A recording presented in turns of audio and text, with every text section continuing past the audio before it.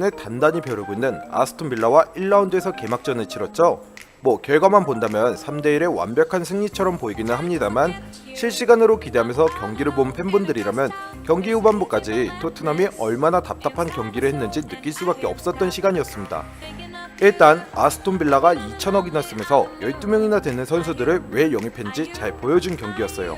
물론 1000억짜리 은돈벨레의 원더골이 터지면서는 완전히 무너지기는 했지만 말이죠. 토트넘의 경기를 보면 굴러가기는 하는데 뭔가 확실한 부분이 없다고 할까요? 경기를 보면 우리 토트넘 친구들은 분명 잘합니다. 나름 볼도 돌릴 줄 알고 패스도 하고 열심히 뛰고 조직력도 나름 있어 보이기는 하는데 한 칼이 없습니다. 예전에 토트넘 경기를 볼 때 와 진짜 답답하다 싶었을 때가 언제라고 기억하시나요?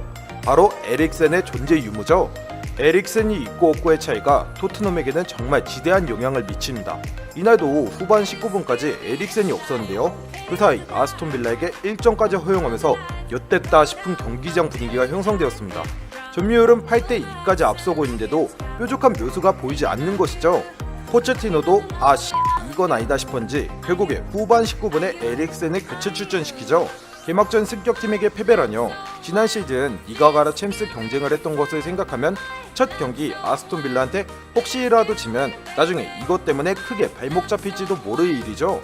솔직히 맨시티와 리버풀 두 탑이 너무 강건하기 때문에 2위는 힘들어도 적어도 3위까지는 노려볼 수 있는 토트넘의 전력이니까 말입니다. 총인원 약 15,000명, 국내 최대 규모 파워볼 스포츠 정보 공유방, 매일 여러 명의 픽스터들이 진행하는 공개 프로젝트 스포츠 분석 조합까지 입장 문의는 하단 고정 댓글 확인. 그리고 후반 19분 에릭센이 들어가자마자 물고가 튀었습니다. 정신없이 크로스하고 패스했던 토트넘 선수들이 제정신을 차린 것 같았죠. 숨이 넘어가려던 순간에 산소통을 들고 에릭센이 등장한 것이죠. 효과는 직방이었습니다. 참 신기한 일이죠. 에릭센 하나로 경기 템포나 분위기가 다 바뀌었습니다. 은돈벨레까지 슈퍼골을 터뜨리면서 동점을 만듭니다. 계속 눈갱만 당하던 관중들은 은돈벨레의 꼬챙이처럼 날아간 골에 벌떡 일어났을 정도였죠. 그리고 아시죠? 토트넘은 늘 케인이 주인공입니다. 케인이 케인하면 경기는 케인으로 끝나는 겁니다.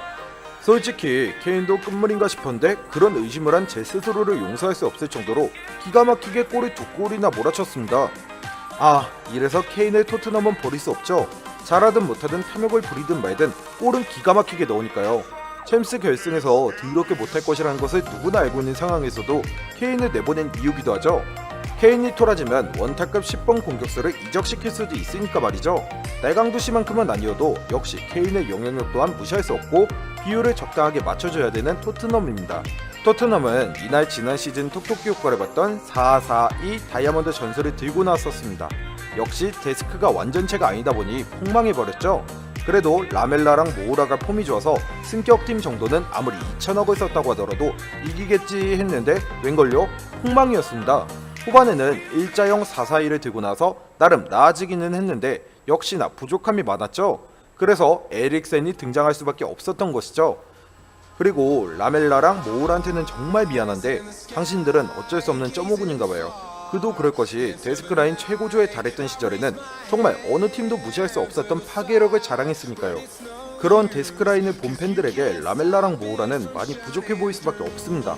모우라도 프리시즌에는 환상적인 득점을 많이 했는데 막상 리그가 시작되니 생각보다는 프리시즌 정도의 결과는 보여주지를 못했죠. 그리고 은돈벨레 같은 경우도 아직은 적응 기간이라고 봐야죠.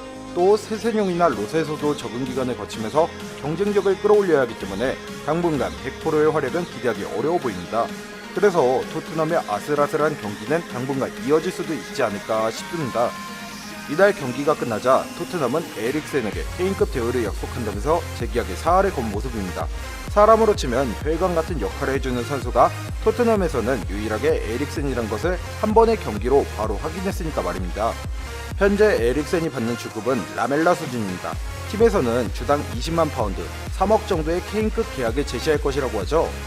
이날 에릭센이 선발로 나오지 않은 것도 프리미어리그 이적 시장은 끝났지만 아직 라리가는 한 달이나 이적 시장이 활짝 열려있기 때문이 아닐까 싶었습니다.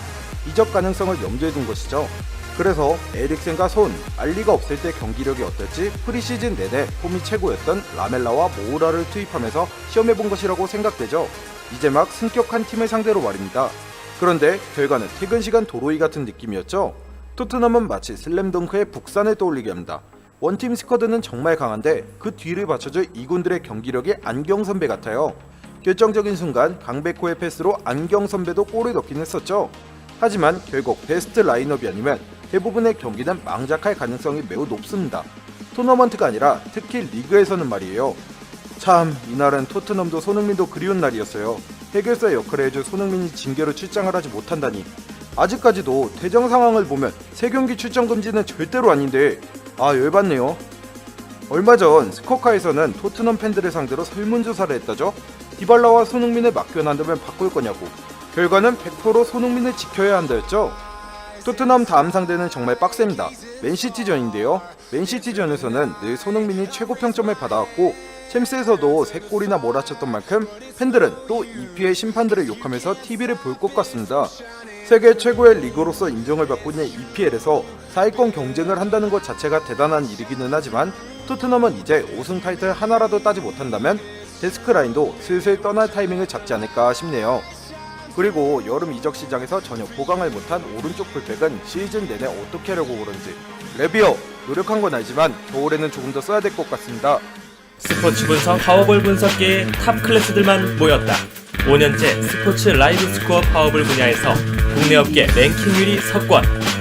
최고의 전문가들이 고급 자료를 바탕으로 한 분석픽을 가족방에서 무료로 제공해드립니다. 적중률보단 수익률입니다. 배팅이 아닌 재테크입니다. 저희 가족방에 참여하고 싶으신 분들은 영상 하단의 고정 댓글 오픈 채팅 링크를 클릭해주세요.